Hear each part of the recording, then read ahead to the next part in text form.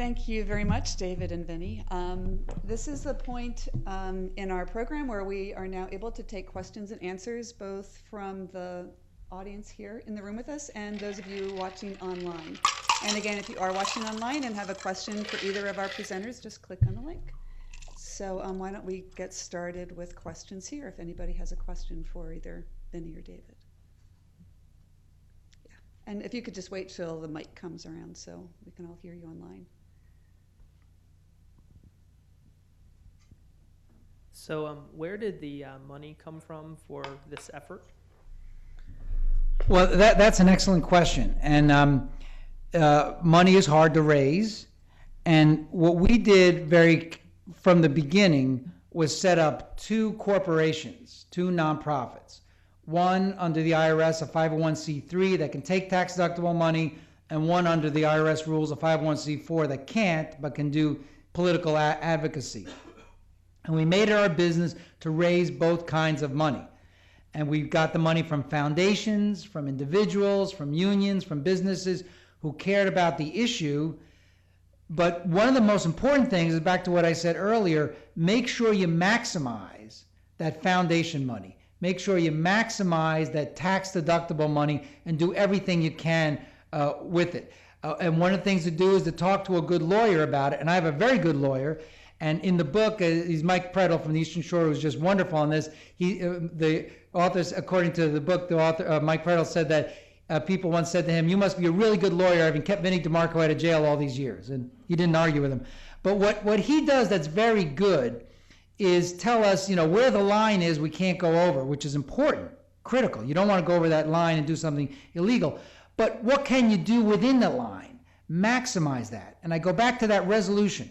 That organizations can sign endorsing the alcohol tax or tobacco tax, getting organizations to sign that is not lobbying. And you could do that with the foundation money. Now, raising the non-tax deductible money is hard. That's difficult money to raise.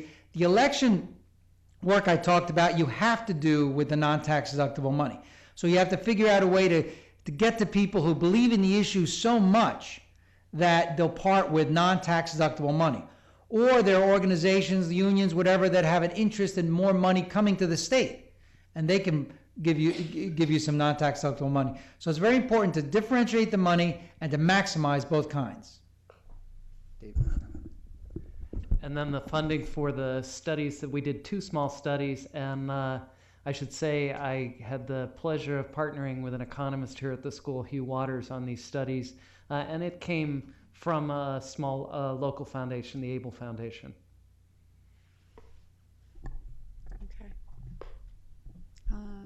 A question right down here in the front.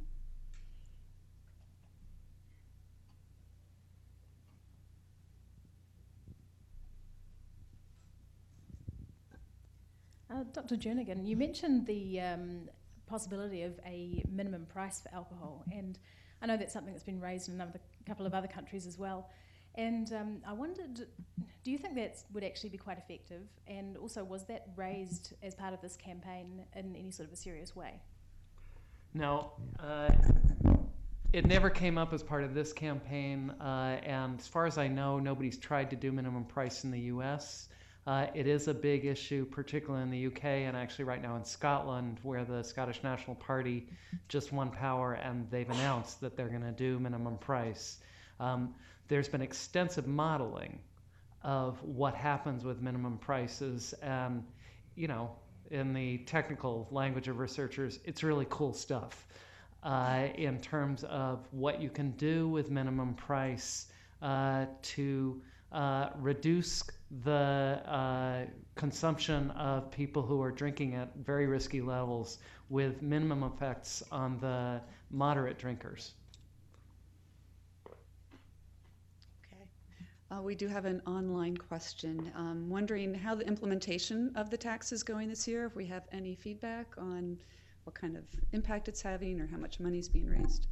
Well, we do know for sure that the law took effect July 1 of this year, and every month between $5 and $6 million additional dollars is coming to the state. So that we know for absolute certain. David tells us that the biggest months for alcohol use are December and June, so we'll see what happens then. But it's tracking at $5 or $6 million additional dollars every year. As David said, we're going to try to do a study to find out the impact on underage drinking and alcohol abuse.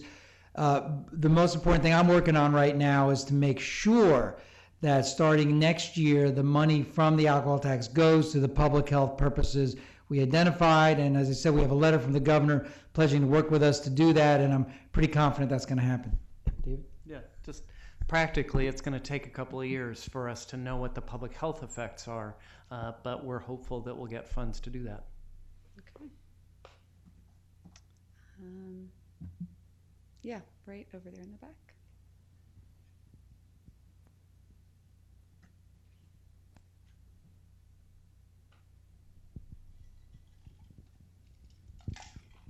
Thank you.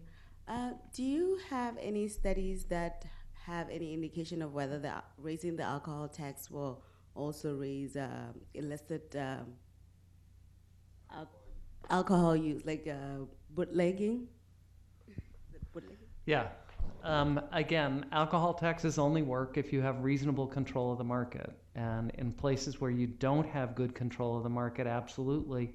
Bootlegging, illegal production, the growth of the informal sector, and the sort of, I did dissertation research in Zimbabwe, and Zimbabwe at one point raised their alcohol tax 44%, and Zimbabwe did not control the market. The government ended up with less money coming in because of the tax, because the informal, it fed the production and sale in the informal sector. But that's not much of an issue here in the U.S., and certainly Maryland isn't known for its bootleggers. Follow up, yeah. The reason actually I asked is because I'm from Botswana, and we just started the alcohol levy. We raised it to 30%, and what we've seen the same trends as in Zimbabwe, and we're just wondering how can we control the whole situation, especially since one of the the duties of some women is to make beer, traditional beer, and it's okay. It's considered culturally okay, but now it's getting even stronger and even more dangerous. Tell me the country again. Botswana. Oh, Botswana. Yes. Yeah, of course. Again, you have to be able to have control of the market, and particularly in sub-Saharan Africa, the tying of alcohol production to women's economic power, to the ability to raise school fees for their children. These are major social and economic issues that have to be taken into account when you're developing an alcohol policy, so that an alcohol tax, certainly a large increase may not work very well there. It might work better, though, if some of the monies were earmarked, for instance, to paying school fees, were earmarked to other economic development opportunities and programs for women. Yeah, over here. Yeah, I'm also from sub-Saharan Africa, and I mean, alcohol tax is one of the ways that the WHO, recommends that countries use. And one of the challenges in sub-Saharan Africa is what you've elaborated. But I want to know, so would you suggest that we first try to get all the illicit alcohol to become licit first before increasing the tax, or we should do it simultaneously? Because in my country, Ghana, what the alcohol producing companies are saying is that if we increase the alcohol tax, we are only going to get people to drink illicit alcohol, which is usually stronger and may get them more addicted. But at the end of the day, they are then having their field day to sell the imported beer at a cheaper cost. Yeah. Okay, so the first thing is, don't construct your alcohol policy based on what the alcohol producers tell you, because they have a clear economic interest in certain outcomes. So moving beyond that, do you want to make the formal sector more formal? Sure, and you want to do that for a variety of reasons. You want to make sure that the informal production is safe production. So yes, you do want to bring them into the market, but it's what WHO has laid out is 10 areas that you need to be looking at in terms of alcohol control. And the research literature says the three most powerful areas are price, physical availability, and marketing. And you want to look at controls in all three of those areas as well. Physical availability, we mean the number of places that people can buy it, the hours and days of sale. Again, all of which, when you've got a large informal sector, when you've got things like the shebeens in South Africa, it is a big challenge, but nonetheless, that's part of the challenge of transitioning to a public health-oriented alcohol distribution system. Yeah. This is a bit off tax, but I don't know whether because US has got the drinking age at 21, does increasing the minimum drinking age has any correlation with the tax? Yeah, I mean, it's a similar situation in that the lesson of alcohol policy is it's always a dance with the population and with the culture in terms of what will the traffic bear at a certain point. And pushing a policy in a public health direction will promote debate, will in and of itself raise awareness about alcohol problems, and so on. The minimum age in the US worked even when we enforced it poorly.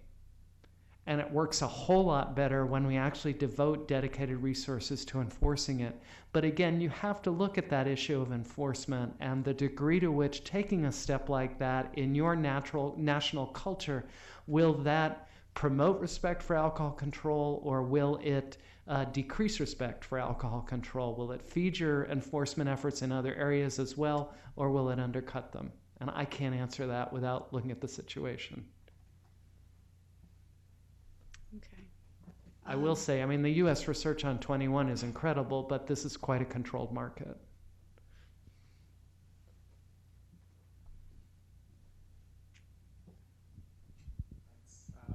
Brad Herring from Hopkins. This is for Vinny. I'd like to get your reaction to the following comparison. It seems like your strategy is actually quite similar to that by Grover Norquist for the Republicans, right? Getting them to sign these no new taxes pledges. I mean that actually kind of as a compliment, because To me or him? because I mean a compliment in terms of like how successful you've been, Yeah. because Grover Norquist has been very, very successful in getting the Republicans to all stick to this no new taxes pledge. But you're just kind of like, bizarro Grover Norquist at the other end of the ideological spectrum. Can I get your reaction to that? Well, I guess I'm honored by the comparison. The difference, I think, is that for me, that pledge or that resolution is only a part of a broader plan. I don't know a lot about Grover Norquist's whole plan, but I think it's kind of the core and the what it's all about. And he has been effective. But I think in the long term, this process is, I think, more effective because it builds that broad popular support. Before we talk to the first candidate about signing a resolution, we have spent years reaching out to the public, getting endorsements from organizations, using the media to teach people about it. And I think it's long term more effective. One interesting thing is, Grover Norquist calls what he does a pledge. And he's given that word a dirty name for a word for some people, particularly progressives. And I'll never forget when I was working on this, and I used to call what I did a pledge, and I sent it out to all the candidates to sign this pledge. And this one candidate, a progressive woman who supported what we were doing, she called me and said, "Vinny, I am never signing a pledge again as long as I live. I hate him because of Grover Norquist." So I said, "All right, well, delegate, how about if we call it a candidate's resolution?" She said, "Well, I'll sign that." So that's what we call him from now on. This is sort of the Mutual Admiration Society up here, but I think the other big difference between Vinny's work and Grover Norquist is that Vinny's actually working on evidence-based strategies with big bodies of public health research behind them about the effectiveness that it will have for the population. I don't know that Grover Norquist has any of those studies on the no tax pledge. We have a question here. A related question, and this is, I'm just curious if the model and the approach that you guys have taken with tobacco and alcohol and guns would be as effective for some of the movements with regard to chronic disease, like things like the tax on drinks and that kind of thing. You know, you ask a great question, and the question basically is, would this same strategy apply to reducing childhood obesity by increasing tax on sugar-sweetened beverages? And we've been asked that. And, you know, there are people in the community who have asked us to take on that issue also. And we're basically, looking at it to see if it would apply. My concern is, I think on step one, if you look at the 6 steps, step one, there seems to be powerful data that increasing tax on sugar-sweetened beverages would reduce childhood obesity, reduce use of those sodas. It's not as strong as on tobacco and alcohol because it hasn't been done a lot. So the number one isn't as strong. It's there, but it's not as strong. Number 2 is the critical one, the polling. This process that I've described works when you have really strong public health evidence and broad popular support. The public is there. I mean, people need to be educated, need to be mobilized, but the public's there. That's when you can do this policy. On tax on sugar-sweetened beverages, we're going to do some polling to look at. Others are doing it also. The polling I've seen from other states doesn't indicate that the support is there. I've seen support as low as 30 or 40% to maybe 50%, and I've never seen the kind of 3 questions that I just described. My guess would be you will not find that kind of switch of voters on this, because I think the vast majority of people really don't understand that sugar-sweetened beverages would have this bad impact, and increasing tax would reduce it. The other point is on tobacco, only 15 to 20% of people smoke. On alcohol, as David pointed out to us, 70% or 75% of people either don't drink at all or drink only a modest amount. So the tax on both would only affect 20% of the people. Soda, it's going to affect a huge number of people. And the final difference is the opponents. Tobacco companies are very unpopular. Alcohol companies are not as unpopular, but they're pretty unpopular with a lot of people. Soda companies are through the roof popular. Pepsi and Coke are very, very popular. So for those reasons, I'm not sure this kind of campaign would work on that. So the question you may ask is, if you have strong evidence, what do you do if this kind of campaign doesn't work? Well, then I think you need to educate the public about it and kind of do an expanded step 3, is to really get out there and show the public through these faith groups, through these community groups, about the importance of it. David, join. Okay. Any other questions?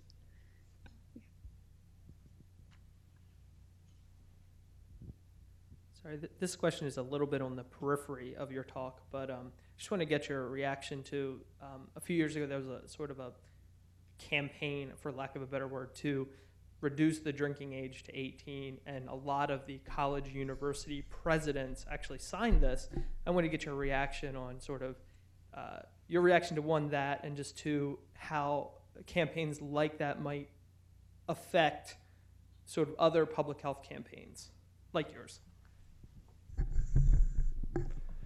So I'll do the first part, maybe you can do the second part. So in the first place, it wasn't a lot of college presidents. There are over 3,000 presidents, and about 300 of them signed this thing.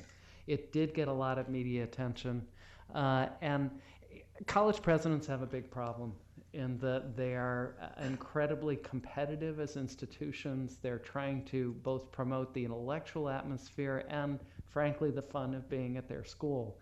And when you come to alcohol policy on a college campus, you're caught right in the crosshairs of that issue. How do you have a fun and intellectually stimulating environment and make it safe in terms of alcohol?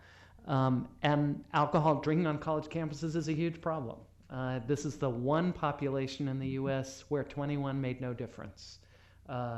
The kids in that age group who are not in college, which are the majority of the age group, reduced their drinking as a result of 21. The college age students didn't. So that said, the College President's Initiative was enormously misguided. It was informed in part by one of my least favorite fantasies about alcohol. As a colleague of mine puts it, everyone wants to believe in a mythical land where children are served brandy for breakfast and no one ever has any problems. And the fact of the matter is that land doesn't exist. It doesn't exist in Italy or in Spain or in France, and it certainly doesn't exist in Anglo-Saxon countries like the US, where our drinking style, our drinking pattern is, frankly, it's drinking to intoxication. That's the cultural style. So with all that in place, I can understand why college presidents would be tempted. But there are a couple of initiatives happening now around the college drinking issue. There's a learning collaborative that's been organized by President Jim Kim from Dartmouth. About 30 institutions, including 2 here in Maryland, are part of that, to try to apply the learning collaborative model from public health to see if they can move the needle on college drinking. We're in conversations with the Department of Health and Mental Health here in Maryland about doing a comprehensive program here in Maryland, perhaps using some of the alcohol tax revenues. And the National Institute on Alcohol Abuse and Alcoholism is reviving their own college presidents initiative. It is critical that we get buy-in from the top, college presidents' commitment to actually taking the problem seriously and not throwing up their hands and saying we can't do anything about this. But it's also critical that any successful approach on college campuses is also going to engage students, faculty, staff. It has to be, as I said to the question before, alcohol policies have to be made and they will be implemented in the context of the communities that they're designed for, and that community needs to be engaged in the process. That said, I think there's a lot more we could be doing on college campuses to make them a heck of a lot safer places. Okay. Yeah, do we have? Vinny, about the coalitions that you were talking about and the lead coalitions, I noticed that like 2 out of the 4 were labor unions, SEIU and UFCW. Right. Could you talk a little bit about those partnerships and their motivation to participate? Yeah, it's a good question, Janie. And one of the obstacles to passing the alcohol tax in Maryland over the years has been the opposition of some labor unions. And there's a distilleries union that opposes raising the alcohol tax. They also oppose raising the tobacco tax, tobacco union also. But what we did was we reached out to some unions that had a strong interest in health care, particularly SEI, Service Employees International Unions, 1199, and United Food and Commercial Workers, that have always been strong supporters of health care. And they supported our tobacco tax campaign and saw the benefits of that. And we convinced them that it makes sense to support alcohol tax. And they did, and they were critical partners. They were critical partners because it made clear to the legislators this wasn't just the public health community. We had the faith community, we had labor, and that made a huge difference. In fact, 1199 SEIU also paid for a radio ad specifically on increasing the alcohol tax, which helped make a big difference toward the end. But the one thing I want to emphasize is that building this coalition was not something we did overnight. And one of the biggest mistakes I see advocates making is that they try to pass some legislation, they run into an obstacle and said, oh, we better build a coalition by next week. Building a coalition was what we did for 2 years or more, and spent some time talking with people, answering questions, addressing concerns, and reaching out as broadly as possible. And for that reason, when we were ready to move the legislation, we had a real powerful coalition behind us, including these 2 prominent unions. We're getting close to the end of our time, so we have one last question online that I think is a good ending point. And the question is, what issue are the 2 of you planning to work on next? Go ahead, Well, funny you should ask that. It's a great question. And we are committed to achieving healthcare for all in Maryland. And that one of the uses of the tobacco tax we passed in 2007, besides reducing smoking, was to expand healthcare to 250,000 people. We are now working on using money from the alcohol tax to help make healthcare happen, but we still need more money, and we want to reduce smoking some more. So we have now proposed something called the Healthy Maryland Initiative, which is proposing another $1 increase in a cigarette tax, plus an increase on tax on cigars and smokeless tobacco, which will further reduce tobacco use in Maryland and save lives, and bring in up to $100 million, which we can use for more healthcare. And if you're interested in that, go to www.healthcareforall.com, and you could be one of now over 300 organizations that have endorsed this new resolution. It's not a short answer, but I'll try to be brief. On this issue, I think Vinny and I are both trying to take this to other states and to encourage other states to look at the model and see the degree to which it's applicable. I mentioned trying to fill in some of the research gaps, but my center here at Hopkins, the Center on Alcohol Marketing and Youth, really focuses on the big three out of the WHO list of 10 on physical availability. We're looking at outlet density here in Baltimore City, on the tax issue, and on the marketing issue. And we do a tremendous amount to try to reduce the degree to which young people are exposed to alcohol advertising. And if you want to know more about that, you can go to our website at www.camy.org, CAMY.org.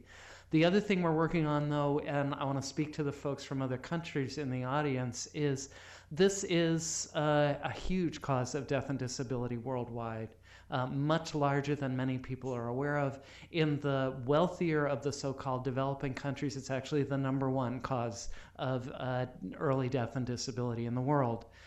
Given that that's the case, the World Health Organization has a new global strategy, and we're doing everything that we can to support that strategy. And there'll be a major conference in Bangkok in February. We're expecting over 50 countries, about 1,000 people. It'll be a really landmark event highlighting the global strategy, highlighting the critical importance of this as a public health issue worldwide, and hopefully leading to much more meaningful action to reduce the situation that we're finding in so many countries. Okay, great.